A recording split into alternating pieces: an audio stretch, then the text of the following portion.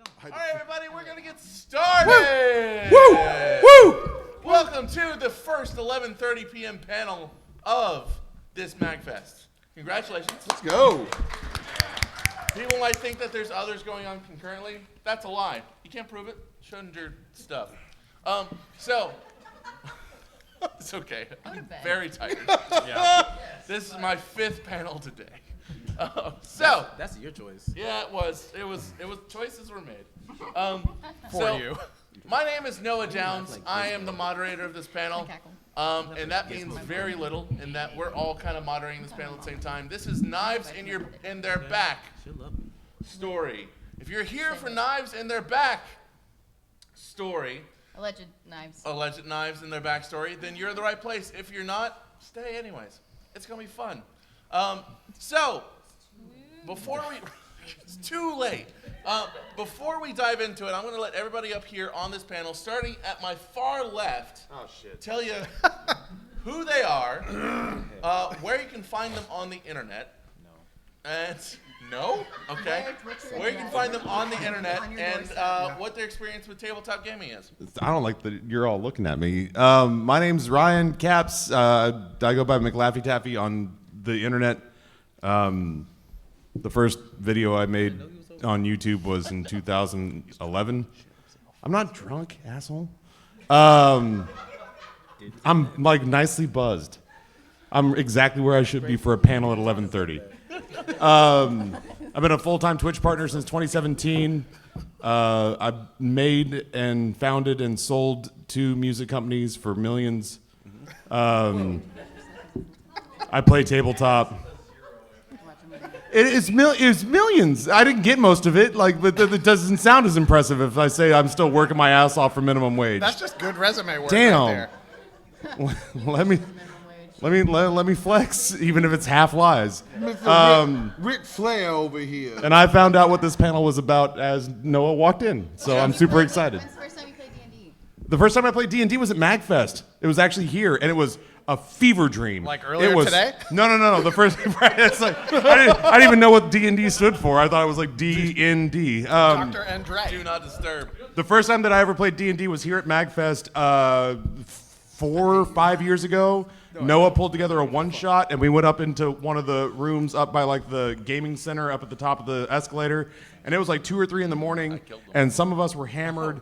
And as we were sitting there, do y'all remember like the old Muppet thing where it was like the meeps where they would walk in and go meep meep meep meep meep meep? Dude, like 4 7-foot tall meeps walked in during our one shot, and then just walked in and came around our table and went meep meep meep meep meep meep meep meep meep, and then watched the game for 40 minutes. And only communicated with us in meeps, and I thought I had been dosed. It was the craziest shit I've ever seen in my life. So that was my introduction to D&D, and it's only gotten weirder since. That's the difference between 50 milligrams and 250.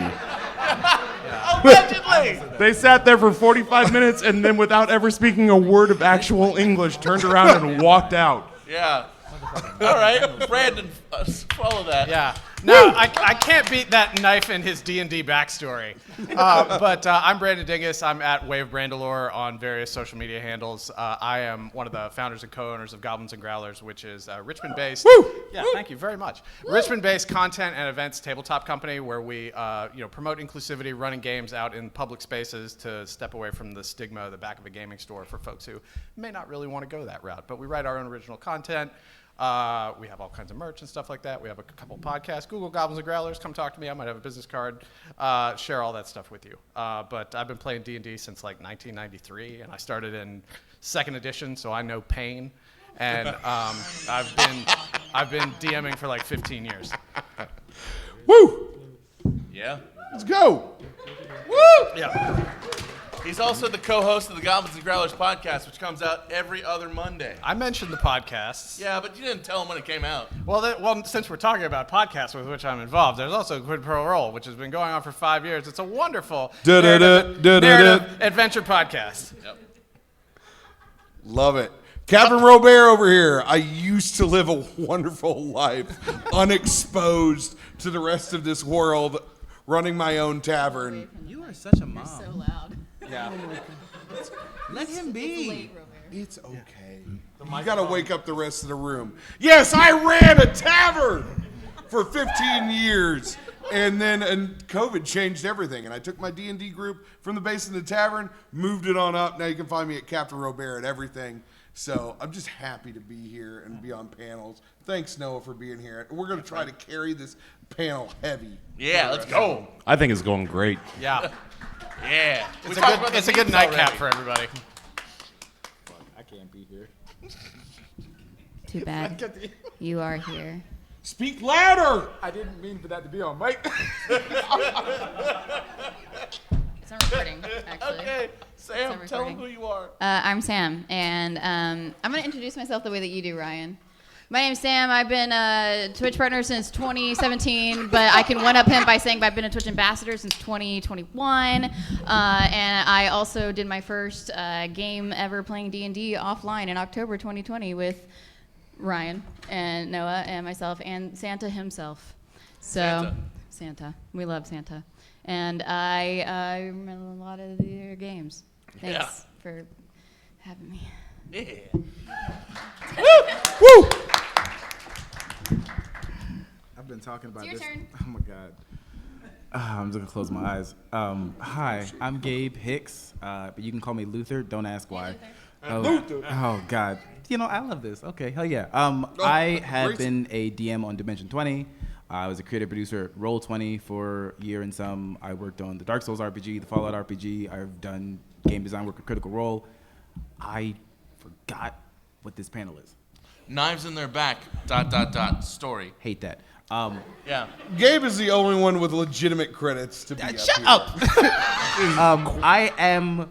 Oh God. Also, if you use TikTok, don't. But you might have seen me on TikTok for things that I don't regret, but are also just so weird. Like Yo, you got one of the creepiest D&D related TikToks I've ever seen in my life. the one about like the diamonds. Yeah. Yeah, that's funny. That scared the shit out of me. So we'll bring that up, and then also a thing about a nail in a hole. And if that makes sense to you, I'm sorry. And if it doesn't, bless you. Yeah. Yeah. So following up Gabe, because, that's my lot in life today. Hell yeah. Woo! Oh my God. Yeah! Let's hear it for Noah. Yeah! Hey, there's Alon! Woo! Why you always point someone out when We they got walk about in? 3 more 'Cause he's minutes, late. Noah, so if you could wrap it up. Yeah, Noah, introduce yourself so we can get to questions. God damn it. My name's Noah Downs. I'm a lawyer, but I'm a cool lawyer, but I'm not going to talk about being a lawyer today for once. I also, GM professionally. I run the actual play Forgotten Pats. I guest GM for charities and have a great time on Twitch and a bunch of other stuff.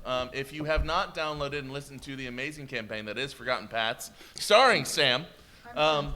Yep. Then pull out your phones right now and go to your favorite podcatcher. And He's just not gonna download let it. you leave I don't until you care do. if you listen to it. Just download it. It's great. You've done this every time. Every fucking time. And It's listen, really easier it's if you just actually worked download the today. podcast. Yeah. I got so many downloads today. It's great. You guys rock. Are you checking? Eventually Yeah. it becomes a Stockholm Syndrome kind of thing, and you begin to love it. We'll talk about this best. Straight to my watch. I took a Raid Shadowlands offer, and I ended up here for Shadow Forgotten Legends. Pats. Yeah. So, Only Thursday. Alon, do you want to hop up on this panel since you're on it? I am on the bed. I don't know. Is there enough space? I'll be on. Chair right there. Sit Oh, on you're Noah's on it. lap. No. Oh, your ass to is consent. Your ass is so bony. I do not It's just consent. knives. It's just knives. No, get a chair. Knives in your back side. All right. Tell them who you are and why they. We should are care one about you. quarter of the way through this panel. Oh my god. Hello, everybody. I'm Alon, the Dungeon Meowster, and I just got here from the Twitch fundraising that they're doing for Child's Play. Oh, dope. Yeah, so I was on there for the last Dude. couple of hours. They're not running a stream right now, but if you donate and say it's from Dr. Chungus, everyone will know it's from our game. That's phenomenal. Yeah. Sweet. So, everybody, you're here for Knives and their backstory in theory. And so what we're going to do is do a deep dive in character backstory stuff. So, who here in the audience is a tabletop RPG player? Phenomenal. What a Who's coincidence. GM? I'm Even so cooler. sorry. So sorry. Who is a forever GM? Y'all the best. Yeah. You really put in the work. Good job. Thank you for the So, burden you carry. who here has heard of knife theory as it relates to character backstories? Love the few hands we've got here. Alon is going to tell the rest of you what knife theory is. Oh my God, I almost wasn't here. I mean, I was ready to do it, but you're so much more eloquent. Hey everyone, you know how when you are a GM and your players are presenting their characters to you and they say, hey, I want to be a level 1 general who's completed everything that they ever wanted to do in their life and is very successful and cool and strong and also is the best at everything. Yeah. And I kind of made it after One Punch Man, which I think is probably the best comp for this character. Yeah. I want to name it Half Punch Man. Yeah. He thinks about punching. He thinks, and then that's all it takes. They explode with vicious fury. Look, that's not fun for you as a GM, or, I know this is going to sound crazy, for you as a player, to have a character who is perfect. So, ideally, you are creating a character who is flawed. Especially if you're starting at level 1, because then your character gets to experience things and grow and actually become a character, right? But if you start your character at the end of the hero's journey or the growth arc or anything like that, then the growth becomes non-existent. One of the ways that you can create a flawed character very easily is by taking some time and being like, hey, these are some of my character's flaws. I'm going to metaphorically call them knives. And one of the ways you can make sure those get engaged in your game is by saying, hey, GM, Hey. I like the game we're playing. Not necessarily you, but the game. Yeah, it's called Forgotten Pets. It's called Forgotten, and I downloaded it. Oh, good, thank you. Yeah, no problem. And also, I made a character who is flawed. Oh, good. I love flawed characters. I can do so much with that. They're very compelling and more fun to play and to run games for. So, these flaws I'm going to give to you right now. Be careful, they're sharp. Ow! Yeah, I said be careful. Those can be used against me at any time, and they create That's called roleplay. Story arcs. Yeah, could you tell he's a classically trained actor? There's so many knives. And so knife theory is about making flaws in your characters and then making sure that those are passed on to your GM so that they can use them for storytelling that allows your character to confront those flaws and therefore hopefully grow. So one of the things we want to kind of talk about, I guess I'll lead this into it, and you tell me if this is a bad place to start, Alon, is what makes a compelling knife that you can hand to your GM? And I'll kind of toss it down that way because this has been very heavy here for the last 3 minutes. Yeah, get it over there. You don't need to have a knife. Okay, good. You don't need to have one. It can develop naturally. That's a great point. Like, here's the deal. You're gonna have a set of players. That's the whole title of this. Yeah, because that's the truth. So, Robert, that's the point we make at the end of the panel. Yeah, Okay. we're jumping the shark. Look, it all depends on the player. It all depends on the player and what kind of backstory they want to write. We got creative writers. We got improvers. Yeah. And who knows what they're. Some people are going to have a backstory. Some people are not going to have a backstory. It's all about the in-between blend of like how we get there. Some people are going to lead and give you specific hooks. Some people you're going to workshop with. Yep. Well, it's not even just about like what kind of players you have. It's about what kind of game you're trying to play. Yeah. Like we run a lot of pickup games where it's just a bunch of randos who show up and then we run a 3-hour game. It's like we're not worried about backstory for something like that. But if you are dealing with a game where you've got some people who are at least mildly invested in things, I think there's some really solid ways that you can go about sort of helping walk them through what their backstory is. Like, I think maybe like the first quarter of the hero's journey is a really good place to live in that, because you can talk about what their status quo is and then figure out what their call to action was and why did they refuse it, and then when they finally went with the call to action, like who did they have to abandon? Had their father or mother died and they were the one responsible for caring for their sister or something, but they ended up being summoned to this higher calling, so they've got all this guilt that's tied to them for the entire adventure. And that can work for somebody who's level 1, that can work for somebody who's level 20. If like, I look at it as like, level 1 is just really just sort of a journeyman adventurer type person. Like they've still got some history and stuff going on, so it's not like they're just coming out the farmhouse for the first time, you know? Level 1 characters can die so easily. Yeah. So make sure that you make one accordingly. Yeah. Wait, real quick. Anybody up here? We've mentioned Hero's Journey twice, but I just realized we never explained what the heck that is. For anyone who might not know. There it is. There it is. It's a snake. Yeah. Woo! It's when we do the worm with our hands. No, Right, what's all the together other now. secret? Hero's Journey. The Hero's Journey is by Joseph Campbell, where it's basically the Luke Skywalker arc, where you have this status quo where you're unfulfilled and you have a call to action and blah blah blah blah blah, and you come all the way around to the end, as in you've faced your fears, you've achieved your destiny, and you return back to where you started, but you've reached sort of self-actualization on Maslow's pyramid, more or less. You're a changed person. You're transformed. Right. And Perfect. you have one less hand. Yeah, one less hand. Yeah. So as the captain astutely pointed out, you don't need knives. You can have them develop over time.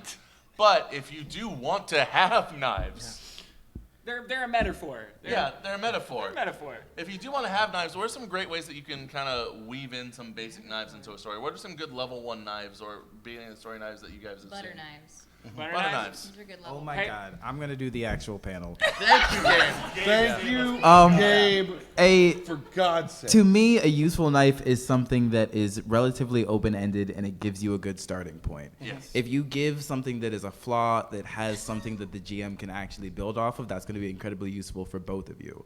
If you say that there is something that took some of your power, or it has your parents in trouble, or it is something relevant to your home that needs to be protected, and you're like, but I'm not entirely sure what it is.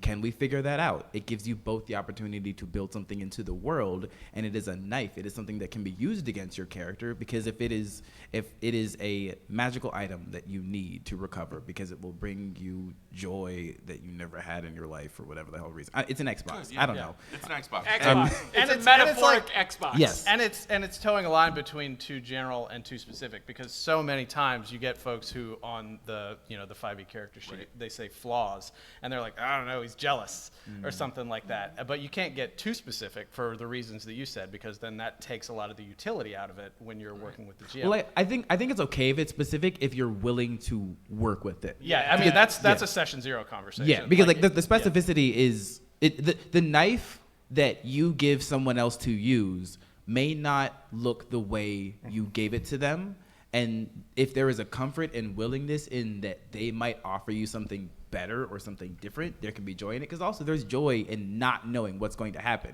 If you're like, there's someone out there who's trying to kill me and you don't know who it is, it's a surprise when it's like that really nice lady who's been giving you flowers for the last 6 sessions, and she's like, I've actually been slowly poisoning you. Sucks to be you. Yeah. But to me, a good knife is something that you open up, like in some way, like this is something that I want to happen, and the way that you manifest it, I want you to engage it. It's like, for lack of a better word, it takes trust in the people that you're working with, because like, it's a weird metaphor. If you're getting surgery, you want to trust the person who is doing surgery. Cut me open, Dr. Daddy. Wasn't going to say that, but all right. Yeah.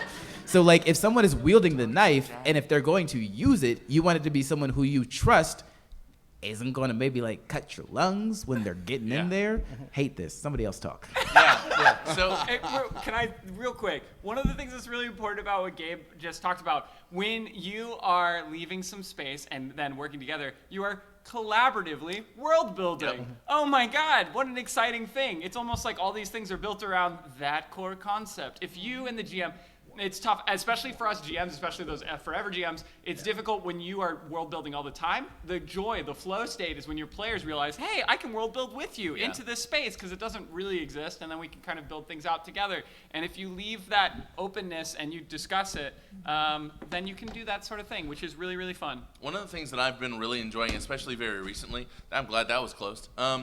I've been enjoying, especially very recently, is, and this is actually the first time we've talked about this publicly, so sneak peek for everybody here that nobody else is going to hear for 3 months.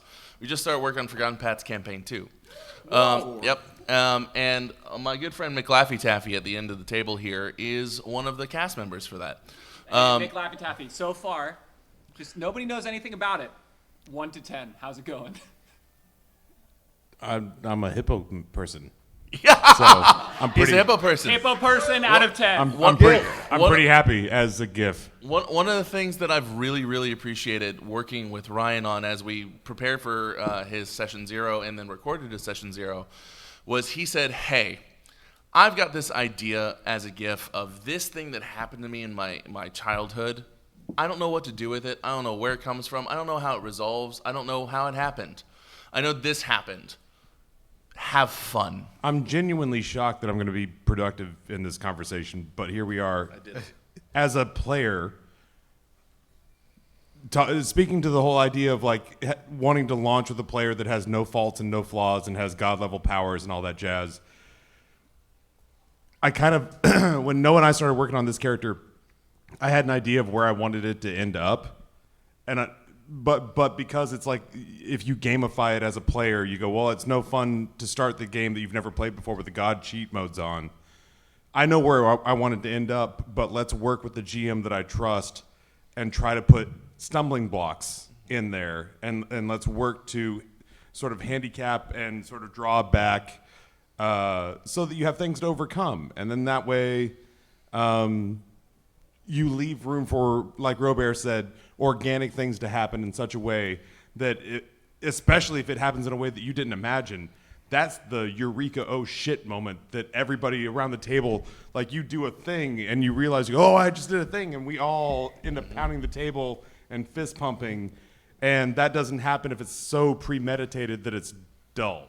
Yeah. And so you find stumbling blocks to place in your own way, and you find things that you work with collaboratively with people that you trust to run the story, so that none of you know exactly how it's going to find its way from A to Z, but you know that the path will be interesting. So, Yeah. I'm proud of my boy Ryan over there. He whispered that to me before he said it in the mic. He Yeah. said, "I'm proud of my boy," and then he turned and he said it to you. That was twice.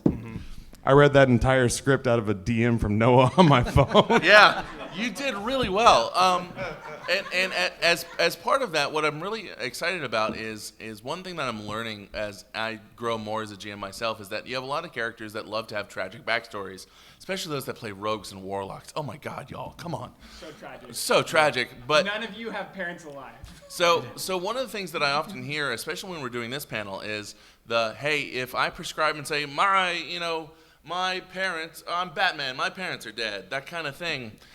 The knife in that is, what if one of them's not?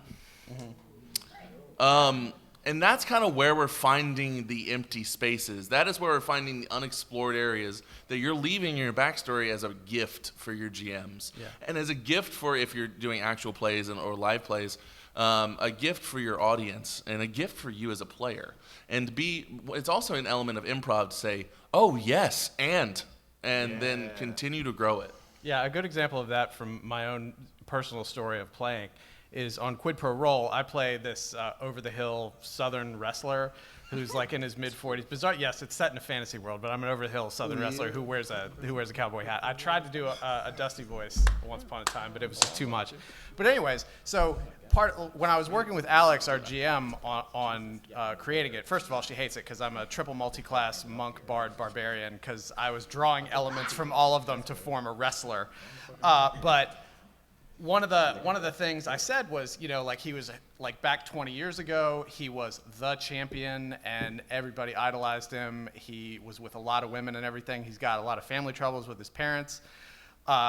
His mom left, and he has an estranged relationship with his dad. And she's like, "Oh, okay." So fast forward like 4 years, and we're doing a heist at a rich guy's house, and I come face to face with this guy who works for the evil faction, who is about 20 years younger than me, and come to find out, just like right there in the middle of the action, that it's my character's son.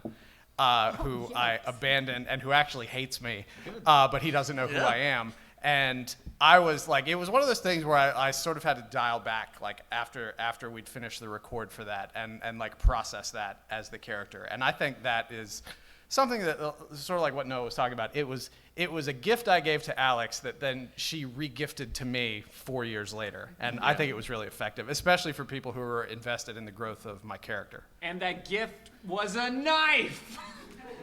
Here's what I want to know for players that are out there. Who feels unfulfilled at any point in time when they've had a player character's backstory? Who's felt unfulfilled that you didn't touch what you wanted? Yeah, hey. Okay. So How unfulfilled were you? In what way? Pretty much entirely in one of my campaigns. I worked for pretty much all my characters. I put a lot of work in them, and some of the campaigns just like naturally just like don't see their way through or whatever. But I joined a campaign late as a fill-in player for someone that already left. And so we were going through the arcs of everyone else's character, and then we stopped before we got to mine. Oh, no. What a bummer. Bring it back over here. Yeah. Yep. I would also say that for issues and stuff like that, please make sure to come to our Help My Game Is on Fire panel. Tomorrow at 10:30. Yeah. You were saying, Robert? No, it's your indicator of. Sometimes it's not necessarily the GM's fault. Sometimes it's not necessarily your fault. It's about learning to work together and and workshop things together. I think that's a skill that, especially if they are playing in a first-time table together and may not have that loving bond like the rest of the table has, where there's that trust. Of this person's not going to go that far, or this person's going to take care of me and my character. That's something that you have to start workshopping and building over time, because your best tables are because you all love each other and you're there for one another at the table. And you'll get to there at that point of telling the best stories together. But sometimes you have to have these workshop sessions and understand where everyone lies, because every now and then, as a DM, we get backstories that are like, "There's no way we can get to this," but we still want like the most important parts. We still respect it, but sometimes you'll get a GM where they get overloaded and they don't know how to get to it, and maybe and it's their fault for not reaching out to you to go, "Hey, let's try and workshop. How do we bridge the gap?" Yeah. So the best knives that have ever come out of my campaigns have always been because we're talking about something, and they understand. They're like, "Hey, I want to leave this for you because I feel this is comfortable here. This is something this is something I want to see." So we work on, we share that. And that's what makes it special, because we respect each other's boundaries, and we know, where they trust me to go, and I know the line to not go too far. And if it does happen, it's like anything else. You work it out together. I'm so sorry. I didn't mean to cross that line. I tried to make something, but you'll know that immediately. And just to sort of tag on to what Robert's saying as a little bit of an aside, I like to think of GMing sort of as like a managerial relationship, just because of sort of my professional history. And much in the same way that if like your boss isn't giving you the feedback that you want, you have to go get it. Like you really have to go talk to them. And if your GM is neglecting the work that you put into your character's backstory by not spotlighting it, then that's something you need to do in sort of like a one-on-one performance review kind of thing with them, and just show that like 99% of all table problems are solved by better communication. Yeah. 100%. Something Robert also said in relation to communication: if your GM gives you a knife that they think is good, that does not mean that you have to accept it. I feel like that's something really important to consider. 100%. There are plenty of things that people will think are good ideas, and it doesn't mean that it's the idea that you want for your character. And just because it might seem interesting, if that's not what you want, if they present, "Oh my God, actually the idea is that your parent is alive and they've been the villain the whole time." And if you have this distinct notion like, "No, I wanted my character's parents to be loving, compassionate people from beginning to end." If that is important to you, it is absolutely valid to be like, "That is not something that I want." And you can come up with those like ways to communicate that stuff with safety tools, with the session 0. If you are pre-recording or you are just playing offline, it is okay to be like, "I'm not comfortable or happy with this." I want to repeat that part. It's okay to vocalize that you have concerns about something, because in these games, you should be able to enjoy yourself. If you feel like something that's important to you has been taken out of what your influence is, what your control is, if this knife is not efficient in telling the story that you all want to tell together, then you have that agency to say, "This is not what I am here for." Because assumedly, if someone cares about telling the story with you, they will make an adjustment if you are unhappy and uncomfortable. And if they won't, it's possible, like bluntly, the table may not be for you, regardless of who these people are. And that's okay. Yeah, it's okay. I have plenty of friends that I really enjoy spending time with that I cannot play games with. A friend of mine was 100%. A friend of mine was GMing, and he had to actually fire his brother-in-law from the table because of his brother-in-law's sort of behavior in that way. He's like, well, my wife was mad at me for a couple weeks, but it's what needed to happen. Yeah, you told me about that. Yeah. I will say that, speaking on what Gabe was just talking about, like, that communication is incredibly important. When it came to creating knives for the original campaign of Forgotten Paths, the original campaign was an amnesia campaign where the characters didn't know their backstory. They didn't know who they were. We filled out the character sheets on the way. It was crazy.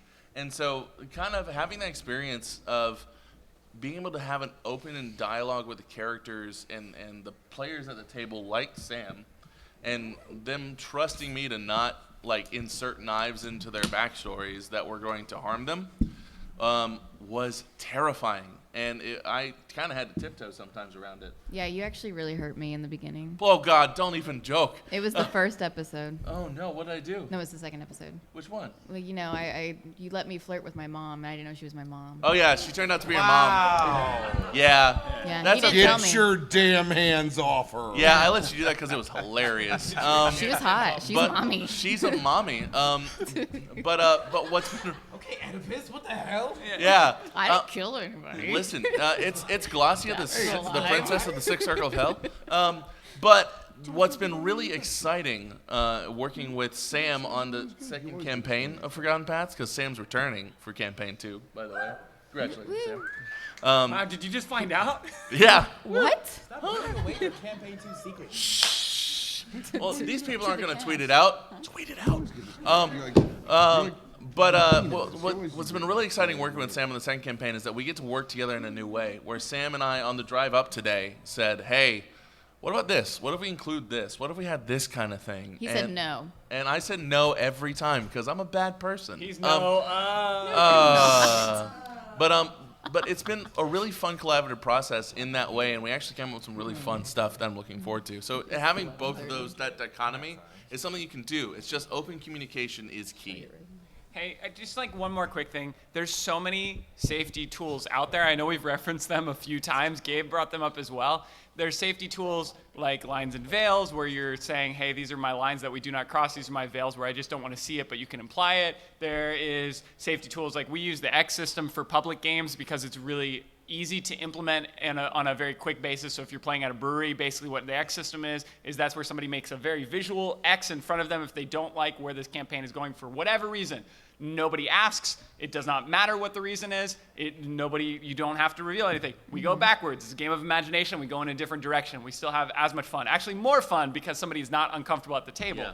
For any of these, and especially things that you would use for long-term campaigns like lines and veils, if you find one while you're campaigning that you did not disclose at the beginning, it's still valid. It's still valid. It doesn't matter if the GM wrote a whole bunch of stuff around it. It doesn't matter if you find one and you're like, whoa, actually that's a line for me I did not realize.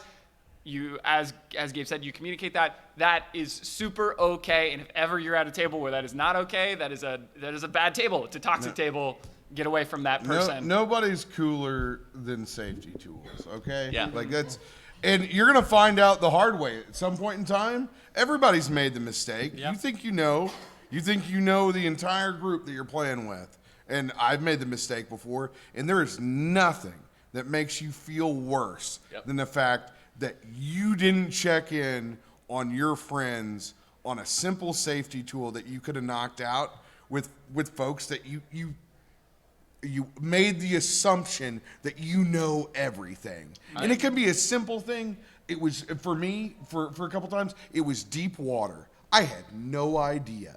I didn't check in. I didn't think of it. Most of the common ones are a phobia of something that's usually monster related. Didn't even cross my mind. And here I am sending them out on this epic voyage out into the void of the worst things of the deep. And all I did was create trauma for one of my best friends out of just being ignorant and not doing my own, due diligence. That's so easy.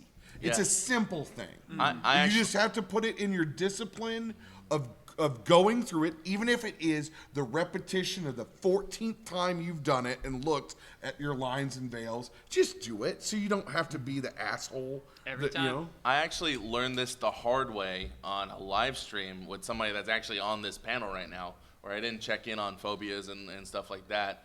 And I inserted a monster.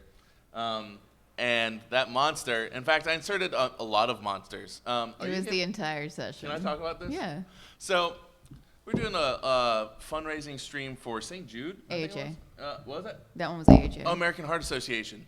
And I created an entire campaign where the big bad evil guy was basically a spider person that controlled spiders, and spiders were all over the place, and spiders were going to capture and kidnap the players. And guess who I didn't check in with on whether or not anyone had a phobia of spiders? I physically had to leave the screen because I was getting nauseous. Yeah, it was bad. And then so However, he did check in. Like, we took a break, and he was like, "Are you okay? I can completely pivot." And I was like, "I'm fine, thank you. Let's never do this again." Yeah. But we can continue. I took a nausea medicine. Yeah. So I learned that one the hard way live on a Twitch stream for a charity. Yeah. And I'm very clear. Anytime I go into a campaign, even if they don't ask, I'm like, "Please, no spiders. I have severe arachnophobia. I will vomit." Yeah. And that was the one time we didn't talk about it.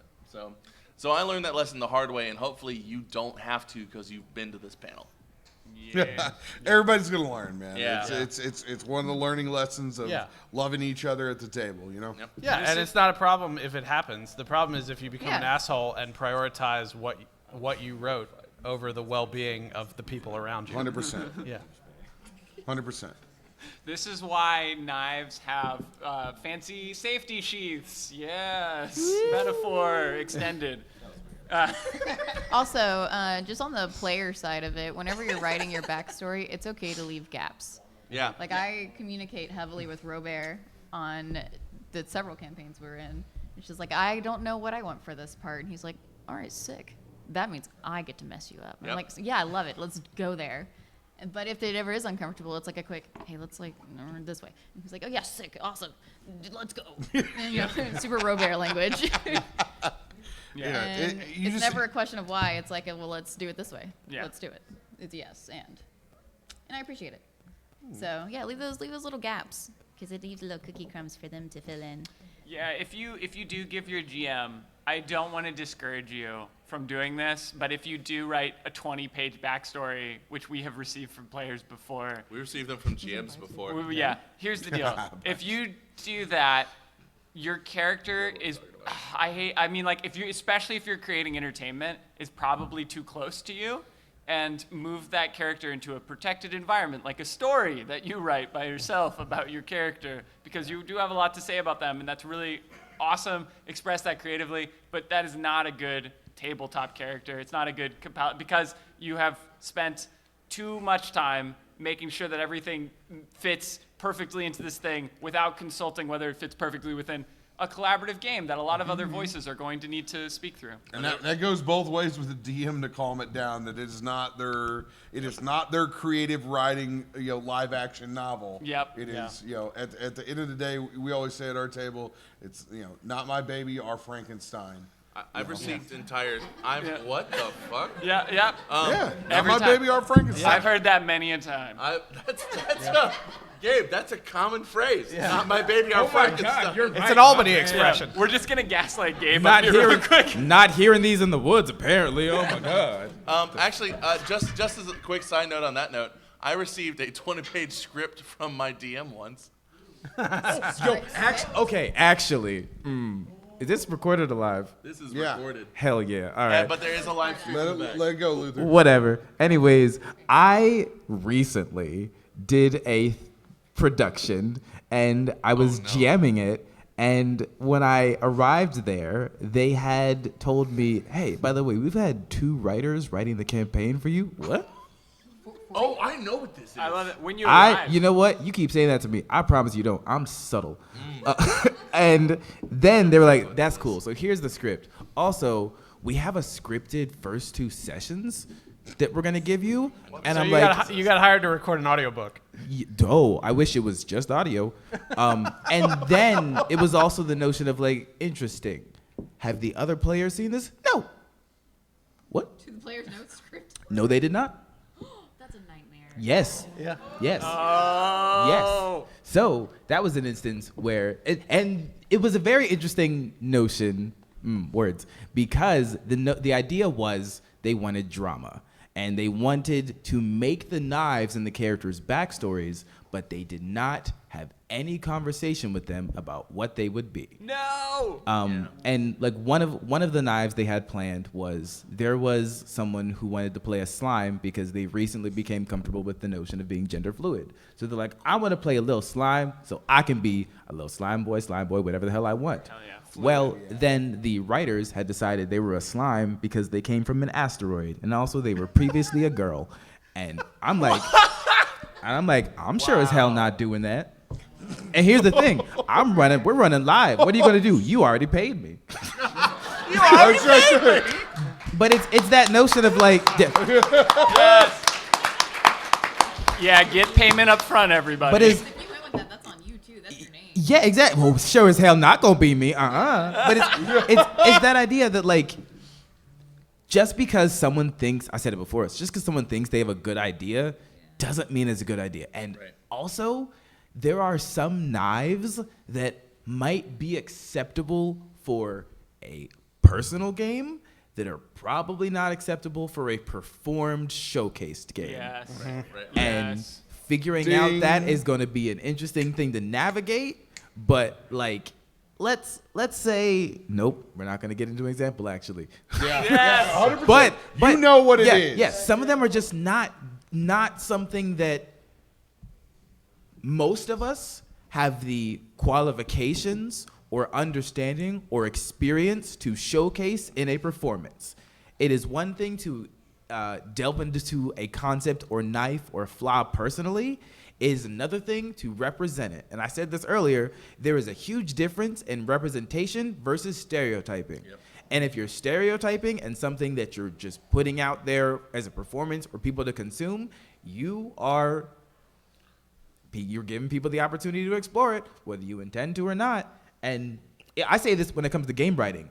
If you put something in a book for people to engage in, whether you mean to or not, you are giving them the opportunity to engage with it how they choose to. Yep. Yeah. So if you're like, you know what, I actually come from a group of people where all of us are forced to work for this really bad king, and we're all unhappy, and the GM might be like, actually, I'm not comfortable dealing with the knife of slavery. Like, and like, Yeah.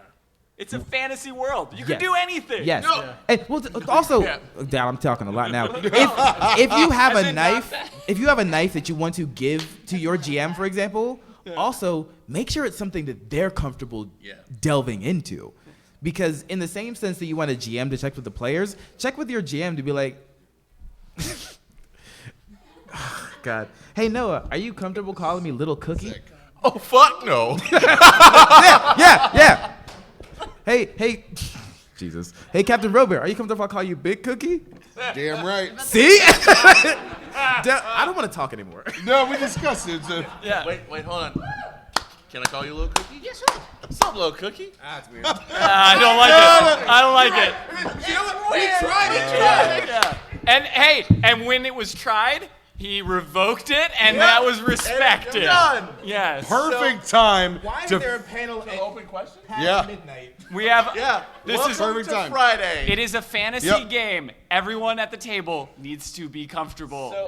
So we have a floating mic over there.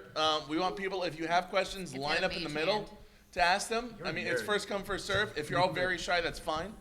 Wow, you guys aren't moving too fast. There we go. It's past midnight. We're all tired. Why do you call out every Just speak panel for we yourself. do where people just exist? Let them live. Listen, I can't help Yeah. but engage.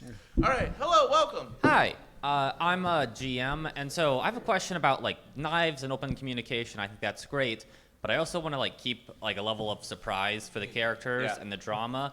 So how do I make sure that everything is okay with the player character without just telling them here's what's going to happen, like so it can happen in the game and they can react like naturally to it? Open workshop. Like you have to engage with that with you and your player and develop that relationship.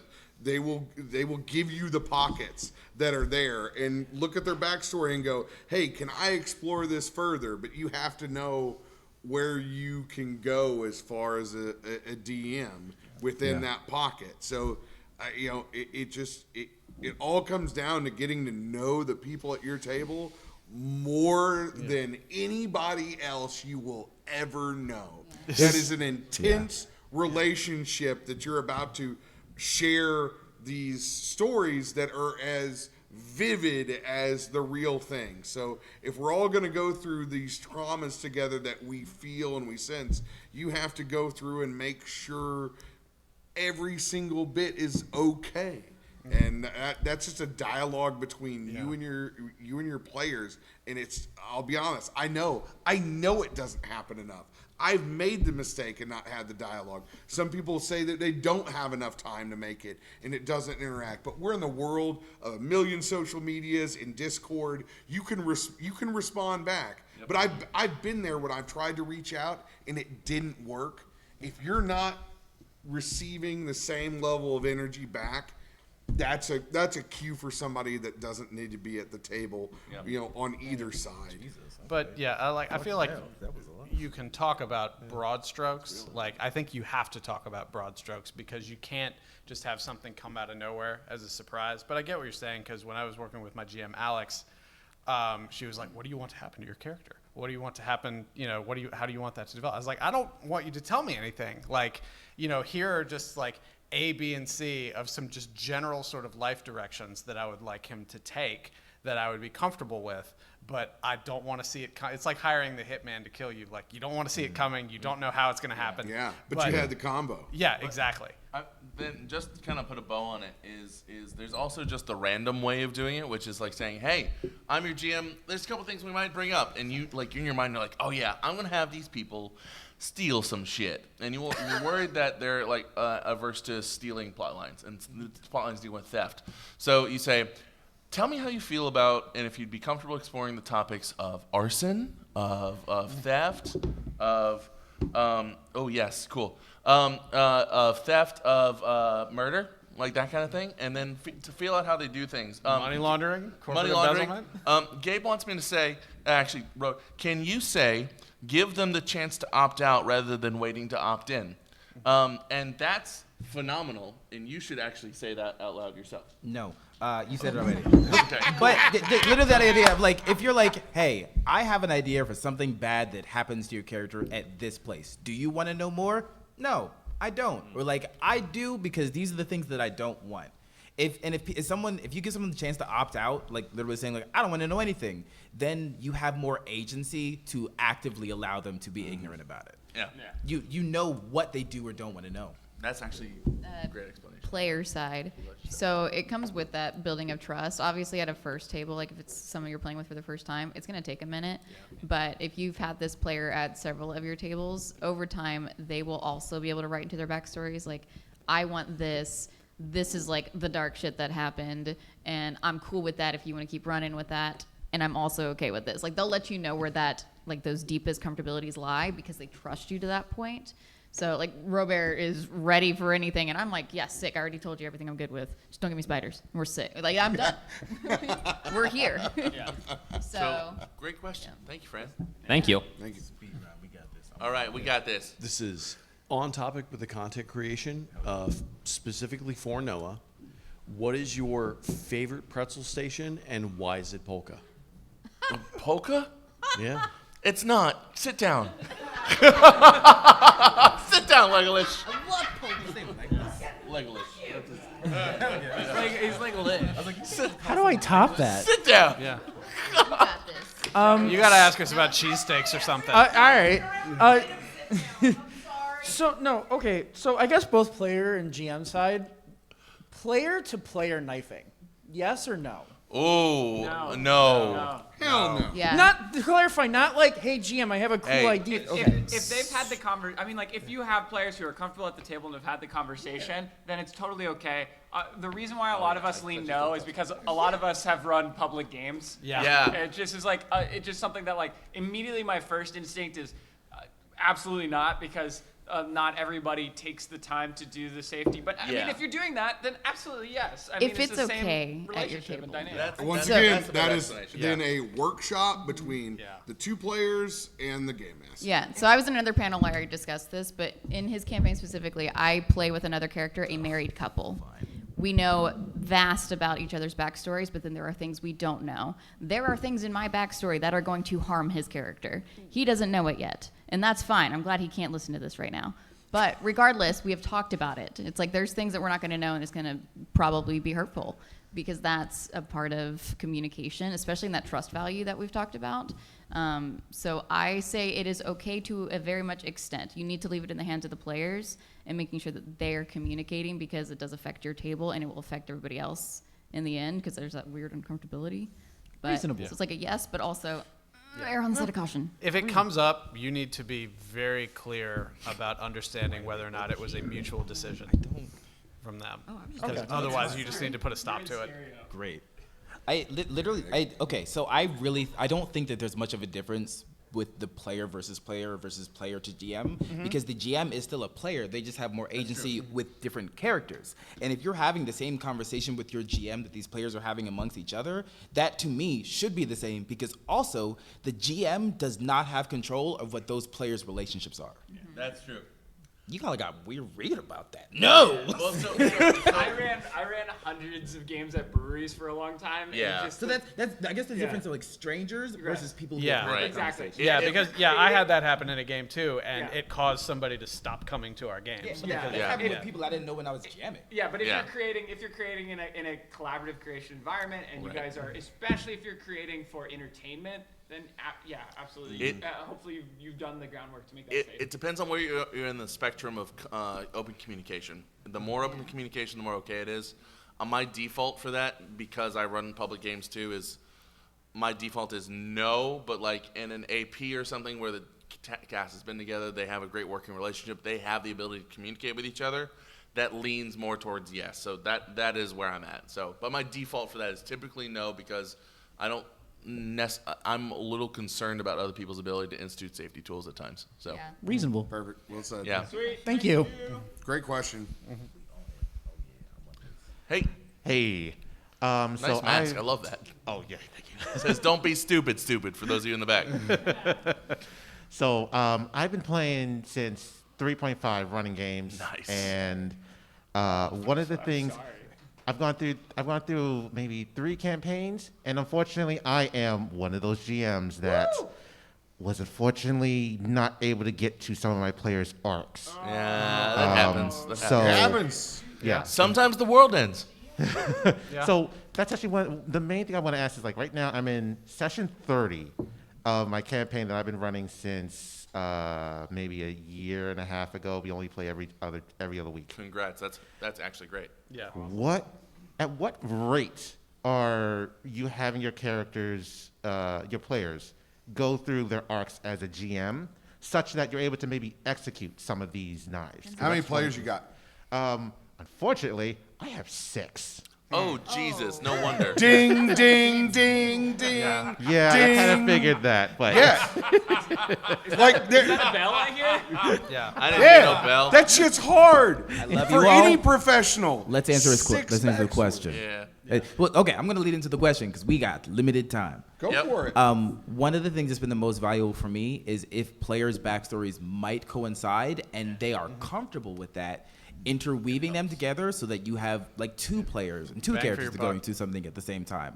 Also, if there's moments where something can develop that doesn't necessarily affect the story at large, allowing them to tell you what kind of stuff they want to happen. If there's like 2 sessions of downtime and it's like in this moment everyone can pursue something related to their backstory in that moment, then literally everyone goes out and then be like, all right, so what I want to do is I actually do want to see if I can find out where my brother had gone missing. And so it's a little bit of like opting in for everyone at the table to see what they want to talk about and then seeing what backstory stuff is interesting and then how you can interweave it, because you can also, if possible, interweave their arcs into the main story itself. So then that main story is a part of how they proceed to resolve their arc. And on that same note, one of the things that I found I was doing with my AP was I needed to bring a lot of storylines to fruition because the audience also cared in addition to my players. So what I started doing was I started instituting mini sessions that were just one-on-ones. where I advance their character arc. And it's, by the way, it's a lot easier to schedule with one person. So, so what I would do is I would have like a 20-minute session with Sam, and then 20-minute session with Cat Scratch, and then a 20-minute session with Ed Spence, where we did one-on-one character work, where we advanced their individual stories, and then they did all these things that then they came back to the table and had these moments that unfolded in front of the other characters, which was also cathartic for them. So I would recommend doing something like that, where like even now I'm doing 1-hour sessions for campaign 2, where we're kicking off their stories and starting it that way. So doing that individual character work helps bring those character stories forward to the point where you can wrap them up. And I just want to throw out some real actionable stuff for like if you're not a professional GM who can spare that kind of time for that kind of stuff, is like data tracking is actually really good for this kind of thing. Like have a spreadsheet of your characters and like who did I give attention to on their story in this session, and then you can look over time, over weeks, over months, and see if there's somebody that's been neglected. And also doing some after action reports from your players as well is super valuable. Like get them to write you up a couple paragraphs of what happened to their character in that session and how they felt their character developed in there as well, because then that's valuable feedback for you too, to get an idea of like maybe they're a little frustrated with sort of a lack of development there. And I think what happens a lot of time with GMs is we'll look and maybe these backstories have us taking to incredible worlds where it's like my backstory involves something in the fire plane, something in the ice plane with another, and this one involves the Fae, and this one you have to start bringing those characters into your world. And when a lot of times your first time or like even experience, all of a sudden you get lost in the sauce and it's like, we're at episode 30 and we haven't even got to this point. I don't know how to bring this piece in. And that's how you have to think of it, is like that emissary sometimes has to come out of their world into the world that you're in. And GMs, players, we all make mistakes on trying to get it there. Yeah. It's one of them, but keeping track, that's how you're going to save that. Yeah. We ain't never getting to Baldur's Gate. It also depends on the player themselves. So I'm a player who likes their backstory trickled in very slowly. We didn't get to my backstory until episode 50 because I was okay with it. Because I like to throw in little Easter eggs that if you're actually paying attention, you'll be like, oh shit, that made sense in the end. But that's how I like to play. I don't want to be the first one to ever experience my backstory because it's not fun for me. Right. Okay. So it really depends on your player. Let's hit this last question. Yep. We're literally out of time. Thank you. Great question. Thank you very much. Last question.